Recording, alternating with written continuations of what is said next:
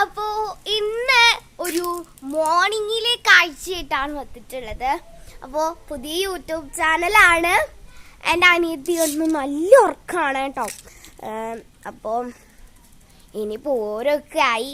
ഇന്നൊരു ദേവിക എന്ന് പറഞ്ഞ എൻ്റെ കസിനില്ലേ, ആ കസിൻ്റെ വീട്ടിലത്തെ പൂരം നാളെയാണ്. പക്ഷെ ഇന്ന് ഞങ്ങൾ അവിടെ സ്റ്റേ ചെയ്യാൻ പോകും. അപ്പോൾ അതിനുള്ള ഗെറ്റഡ് വിത്തും എന്തായാലും ഇടും കേട്ടോ.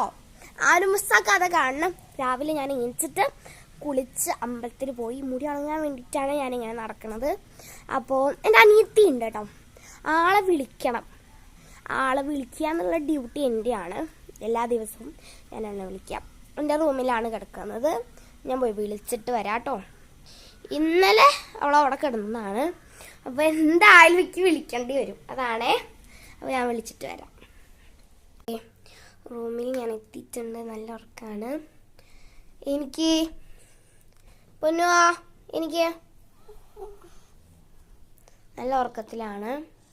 പ്രാർത്ഥിച്ചിട്ട് എനിക്ക് വന്നോളോ. പ്രാർത്ഥിക്കുമ്പോൾ കിടന്നുറങ്ങും. അങ്ങനെ ചെയ്യാൻ പാടില്ല കേട്ടാ എനിക്ക് കേട്ടാ.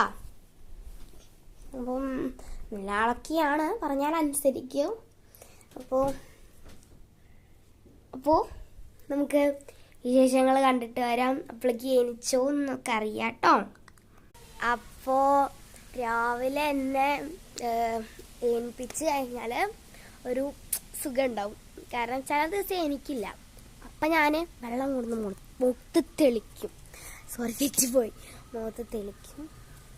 അങ്ങനെയൊക്കെയാണ് എണിപ്പിക്കുന്നത്. പിന്നെ ഞങ്ങളുടെ വീടൊക്കെ പെയിൻ്റ് അടിച്ചു. പിന്നെ ഇവിടെ അടുക്കള പുതുതാക്കി പെയിൻ്റ് അടിച്ചിട്ടുണ്ട്. അപ്പോൾ അങ്ങനത്തെ വിശേഷങ്ങളാണ് കുറച്ചുള്ളത്. പിന്നെ പാലുകാച്ചലുണ്ട്. ഡേറ്റ് കണ്ടുവച്ചിട്ടില്ല. പാലുകാച്ചലിൻ്റെ ഡേറ്റ് കണ്ടുപിടിക്കുകയാണെങ്കിൽ എന്തായാലും നിങ്ങളെ കൂടി വിളിച്ചറിയിച്ചിട്ടേ പാലുകാച്ചുള്ളൂ, അത് ഉറപ്പാണ്. അപ്പോൾ എൻ്റെ ബേക്കൊക്കെ ഞാൻ കാണിച്ചു തരാം.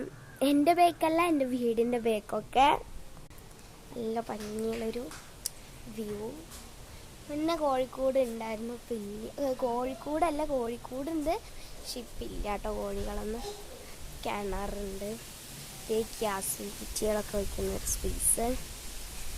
നല്ലൊരു റിഫ്രഷിംഗ് ആണ്. കാറ്റൊക്കെ വീശുമ്പോൾ